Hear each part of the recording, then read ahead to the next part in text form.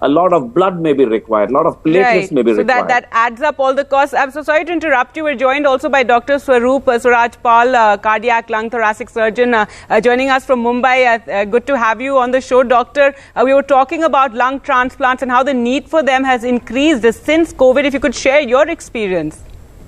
Right. So obviously, we've seen a lot of bad patients coming down where, as Dr. Sundar has already stated, that once these patients, the lung condition is really bad, the saturations are on the lower side, they may need intubation and they may need to be put on a ventilator.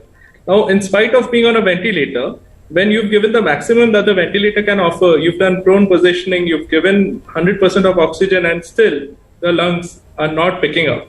In that case, the next option is to put them on an ECMO. Now, as we've already discussed, the ECMO is like an artificial lung. It is a form of temporary lung support. So once we put them on ECMO, we hope that with medications, the patient may heal, the lungs may start healing. So we give them some time. We give them, say, 3 weeks, 4 weeks, 6 weeks.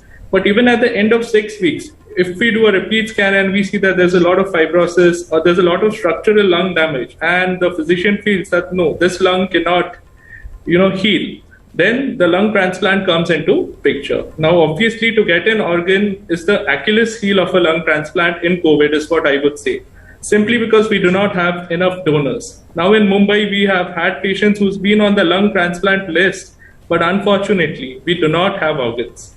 So most of these patients who are in dire need of organs get airlifted to centers in Chennai or Hyderabad or other parts of the India where, there are organs which are easily available.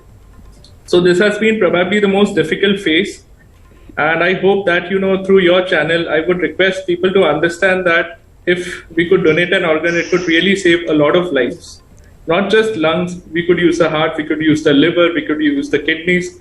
So I would actually request people through your channel that if you can, we should go ahead and donate lungs. Do not be afraid of COVID. Do not be afraid of the situation right now. No, absolutely. And at NDTV, we have done, a campaign to raise awareness about organ donation. We'll slip into a short break now and come back with more on this very, very important